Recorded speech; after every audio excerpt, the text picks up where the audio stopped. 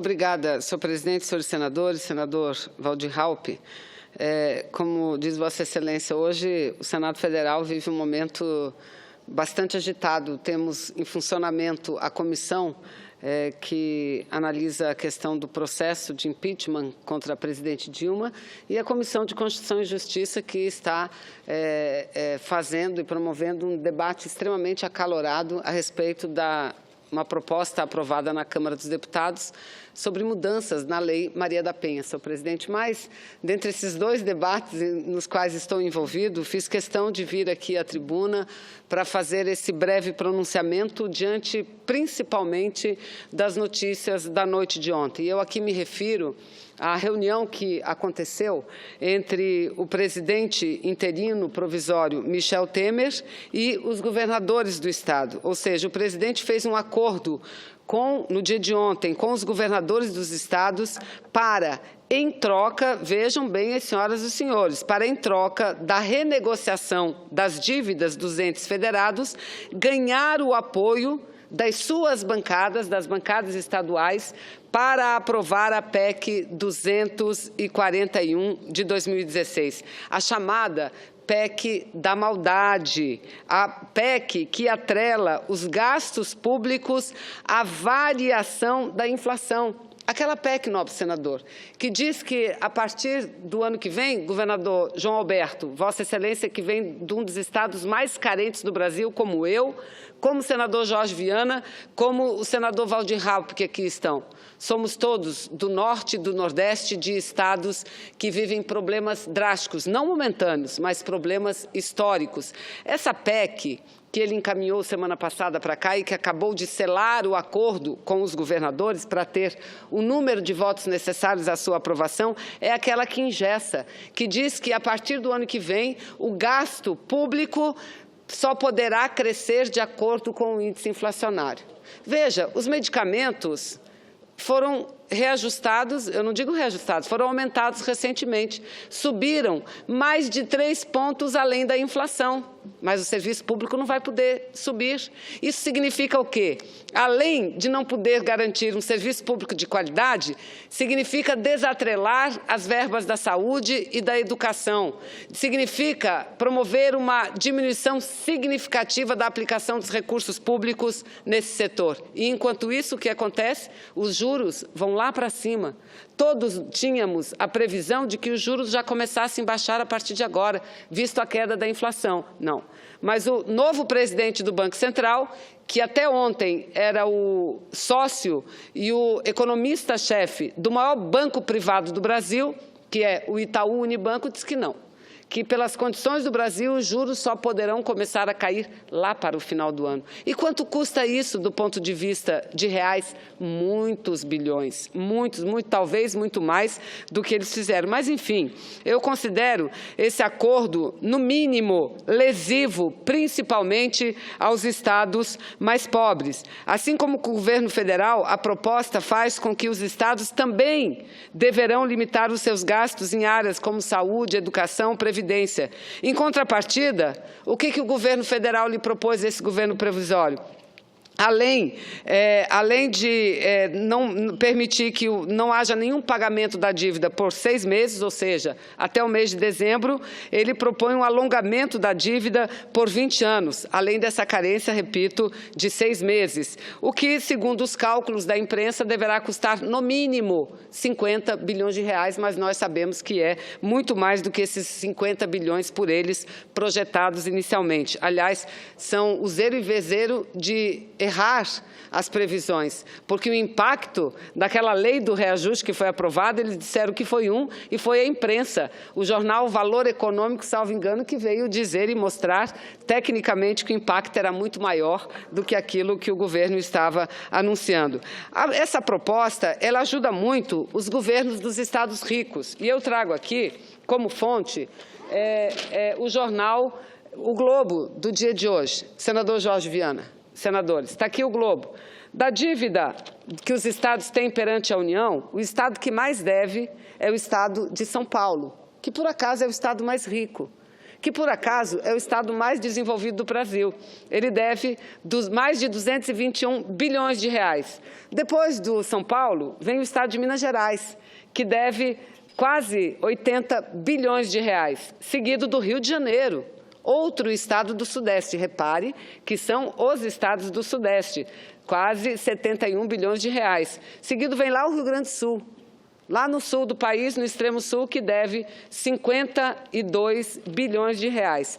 Aí vem, vejam aqui, está aqui, o gráfico muito ilustrativo, bem interessante, está aqui o gráfico, que mostra que depois desses 4 estados, São Paulo, Minas Gerais, Rio de Janeiro e Rio Grande do Sul, os outros estados devem muito pouco, muito pouco. Aí vem Paraná, Goiás, Santa Catarina, Rondônia, Maranhão, está aqui, ó, nobre senador, está aqui o Maranhão, deve 1 bilhão e 700 milhões de reais.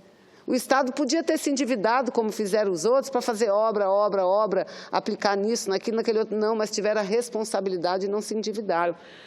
O estado do Acre é o antepenúltimo em termos de dívida, senador Jorge Viana. Vossa Excelência foi governador. Ex-senador Tião Viana governa o Estado hoje, sabe da dificuldade para governar, mas não se endividou. Qual é a dívida do Estado do Acre? A dívida, 484 milhões de reais. O meu estado do Amazonas, senhores, meu estado do Amazonas é o último que menos deve à União, deve 361 milhões de reais somente, mas quer dizer que somos nós, os estados pobres, que vamos pagar esse acordo feito pelo senhor Michel Temer. Nós é que vamos pagar, porque que benefício nós estamos tendo com isso? Nenhum. O único benefício é do governador do meu estado, que vai ter todos os recursos desatrelados, inclusive os recursos da educação e da saúde. É lamentável que isso venha ocorrendo. E em cima de quê? Em cima dessa PEC, que nós estamos chamando de PEC da maldade, porque ela provocará uma redução significativa nos investimentos na área de saúde e na área de educação. Até 2018, a projeção é que deixem de ser aplicados em torno de 170 bilhões de reais. São recursos que poderiam retirar, por exemplo, o meu estado da situação de calamidade pública nesse setor. Meu estado está fechando as unidades de saúde, sobretudo as unidades especializadas. E essa medida vai fazer com que, novamente, com que sejam formadas as filas nos pronto-atendimentos e nos hospitais da cidade. Então, é uma situação delicadíssima. Os parlamentares, no meu entendimento, que estão dando apoio a mais essa medida, que considero draconiana, eles vão ter que falar, sim, à sua gente. O porquê que essa medida tirará tantos recursos da saúde e porque concordam com que esse acordo seja feito. Ou seja, não há dúvida nenhuma, essa é mais uma investida neoliberal para desmantelar o Estado brasileiro. A proposta está na mesma linha da chamada desvinculação das receitas da União ADRU, que já seguiu para essa casa e que dá um cheque em branco para o governo gastar onde bem entenda. Eu solicitei um estudo da consultoria do Senado Federal e o que me passaram é que a estimativa da desvinculação das receitas deverá alcançar um montante de 95 bilhões, o que corresponde, por exemplo, a todo o orçamento da saúde. Ainda esse ano, quero dizer que alertei meus pares de que um dos alvos do provável governo interino, provisório, mas que já se acha permanente, seria ataques à nossa Constituição cidadã. E é isso que está acontecendo, porque quando mudam a Constituição por uma PEC e desvinculam receitas na área social, eles estão atacando os direitos sociais, que foram direitos conquistados com muita luta. A nossa Constituição é conhecida como Constituição Cidadã, porque ela avançou muito nos direitos sociais, sobretudo de um serviço público de qualidade, na assistência à saúde, nos benefícios da Previdência Social. Mas a PEC vem e acaba com tudo isso, acaba com uma luta de décadas, acaba com avanços que não estão nem sendo ainda aplicados da forma como deveriam ser aplicados, não é? Porque dizer que só pode aumentar de acordo com a inflação é lamentável. Mas a PEC, ela traz um outro probleminha, eu não terei tempo de ler meu pronunciamento como um todo, mas quero deixar à mesa para que seja incluído na sua integralidade nos anais. Mas veja,